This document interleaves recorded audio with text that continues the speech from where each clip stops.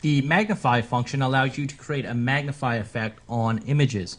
So to set this up, we're going to use some images here. And first, we're going to use a 2D primitive as a magnifier. So I have an image here. I'm just going to scale this up so that we can see it a little bit better. I'm going to go back into my built-ins, into my primitives.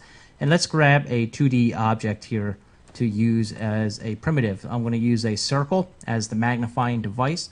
So I'm going to drag this circle down, and the circle must be a subcontainer of the image that you want to magnify. So I'm just going to drag this circle down as a subcontainer, and let's go into the Functions tab. We're in the Tools folder, and let's drag the Magnify function down onto our circle. And when we do that, you don't notice much of a change at first. And notice when we did drag this Magnify function down, it also added an alpha function automatically.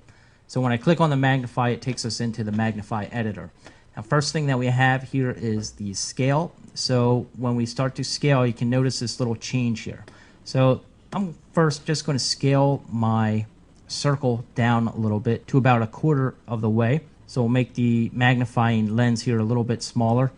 And I'm going to go back into our Magnify plugin, and as I continue to scale this up, you can see a little bit. So let's move our circle over, and as I start to move my circle here, you can see how it's magnifying this image. Now if we come back into the magnify setting, we do have a couple effects here. Instead of the no effect, we can set it to blur. And once we have it set to blur, there's an effect value. So we can adjust the effect value here, and that adjusts the blur. We also have the option for pixel. And once the pixel is set, we can also use this effect value to affect the value of the pixel setting as well. There's an alpha, so we can adjust the alpha down too. If you don't want it to be 100% alpha, you can adjust it down. So no matter where we move our circle now over this image, it will magnify that part of the image.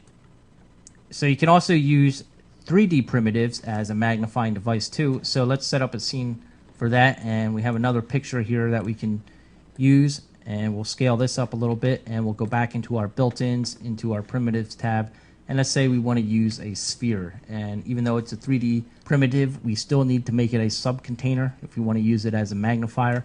So we're going to drag this down as a subcontainer, and let's kind of just scale this down a little bit to something like that, and we'll place it over an eye. We're going to go back into our Functions tab, grab the Magnify function, and drag this onto the sphere.